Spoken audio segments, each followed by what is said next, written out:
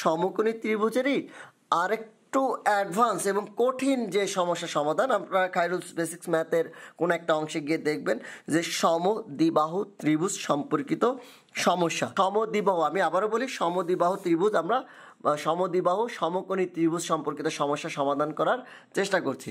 তো এদের যদি এক্স হয়, এদের ক্ষেত্রফলটা কীভাবে বের করবো? দেখেন, আমরা কিন্তু ধরে নিলাম যে লম্ব আমাদের এক্স, আমাদের ভূমি হচ্ছে এক্স, ক্ষেত্রফল তাহলে কি হবে? আমরা সেই ক্ষেত্রফলের সূত্র অনুযায়ী তো জানি যে হাফ ইন্টু ভূমি ইন্টু উচ্চতা, তাহলে হাফ ইন্টু ভূমি ইন্টু উচ্চতা। তো এই যে সূত্র অনুযায়ী আমাদের আসছে হাফ এক্স স্কোয়ার। ঠিক এইভাবে সমস্যা সমাধান করতে করতে করতে এক পর্যায়ে আমরা পাবো যে যদি এই ত্রিভুজের ক্ষেত্রফল বের করতে চাই তাহলে আমাদের উত্তরটা শেষ পর্যন্ত 16 আসবে। দেখেন কত লম্বা প্রসেস। আমরা এটাকে খুব সহজে লিখতে পারি 1/4 ইন্টু অতিভুজ স্কোয়ার, অতিভুজ স্কোয়ার। এই সূত্রের সাহায্যে খুব সহজেই আমরা এই অঙ্কটাকে করতে পারি। তো আমাদের যদি এই অঙ্কটাকে আমরা করি যে 12 সেন্টিমিটার হলে তাদের ক্ষেত্রফল কত, সেই ক্ষেত্রে আমাদের কি হবে 1/4 ইন্টু 12 ইন্টু 12, অর্থাৎ 12 স্কোয়ার মানেই হচ্ছে 12 ইন্টু 12। সমস্যাটার সমাধান যদি করি তাহলে 12, তাহলে কি আসে আমাদের 3, তাহলে আমাদের কত 3 12 36। দেখেন আমাদের একটা অঙ্ক 10 সেকেন্ড করতে লাগলো। দেখি যে আসলে সূত্রটা আমরা কিভাবে পেলাম, সেটা একটু আমাদের ব্যাখ্যা জানার দরকার। দেখেন, আপনারা একটা চিত্র দেখতে পারতেছেন। আমরা এই ত্রিভুজটাকে যদি একটু বড় করে তৈরি করি, আমাদের দুপাশে একটা চতুর্ভুজ তৈরি হয়ে যায়। চতুর্ভুজ বলতে একটা বর্গক্ষেত্র তৈরি হয়ে যায়। আমরা বর্গের সূত্র কি জানি?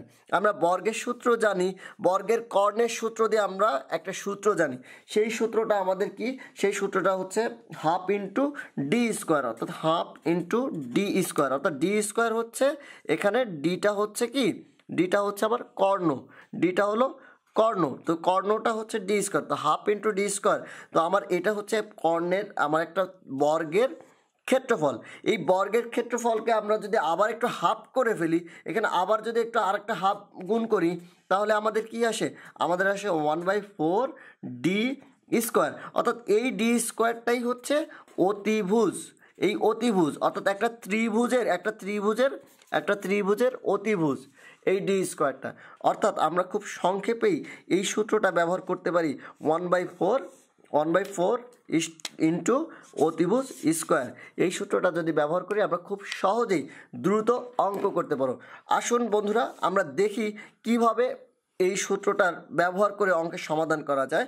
দেখেন লেখা আছে একটি সমদ্বিবাহু সমকোণী, দেখেন সমদ্বিবাহু কথাটা, সমদ্বিবাহু সমকোণী ত্রিভুজের দৈর্ঘ্য 16 সেন্টিমিটার হলে ত্রিভুজটির ক্ষেত্রফল কত? দেখেন বন্ধুরা, আমাদের কি দিয়ে দিয়েছে? শুধুমাত্র অতিভুজ দিয়ে দিয়েছে এবং তাদের ক্ষেত্রফল কত। আমার পরের পৃষ্ঠাও যাওয়ার দরকার নেই। আমরা কি করতে পারি? 1/4 ইন্টু 16, 2 বার 16 গুণ করতে পারি, 16 গুণ 16। তো আমরা কি করতে পারি? 4 4 16। দেখেন তাহলে 4 16 64। আমরা খুব সহজেই দ্রুততম সময় 10 সেকেন্ডের মধ্যে বের করে ফেললাম যে আমাদের সমদ্বিবাহু ত্রিভুজের ক্ষেত্রফল কিভাবে বের করতে হয়। তো আমরা সূত্রটা কি জানলাম? আবার একটু সূত্রটা দেখে নিই, 1/4 ইন্টু অতিভুজ স্কোয়ার। অতিভুজ স্কোয়ার বলতে 2 বার গুণ করলে আমরা সমস্যা সমাধান করি। তো আমরা দেখি আরও একটা অঙ্ক আমি করব, তারপর আপনাদের একটা কাজের জন্য দিব। সেটা হচ্ছে কি,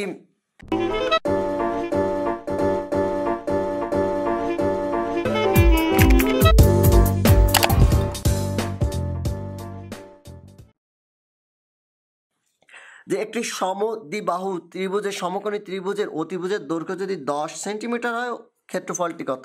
তো আমরা কিন্তু খুব সহজেই জানি যে আমাদের সূত্রটা কি, 1/4 ইন্টু কি 10 স্কোয়ার। 10 স্কোয়ার বলতে আমরা কি বলতে পারি?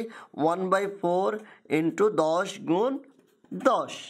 তো 10 গুণ 10 যদি হয় আমরা কি করতে পারি? আমরা এটাকে গুণ করতে পারি। তাহলে গুণ করলে কত আসে? আমার এখানে 5 আসে, এখানে থাকে 2, থাকে 5, তাহলে আমার কত আসে? দেখেন 5 5 25 বর্গ সেন্টিমিটার হচ্ছে আমার এই প্রশ্নের উত্তর আসে।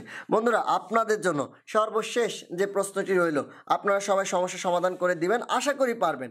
একটি সমদ্বিবাহু সমকোণী ত্রিভুজের অতিভুজের দৈর্ঘ্য 4 সেন্টিমিটার হলে ক্ষেত্রফলটি কত?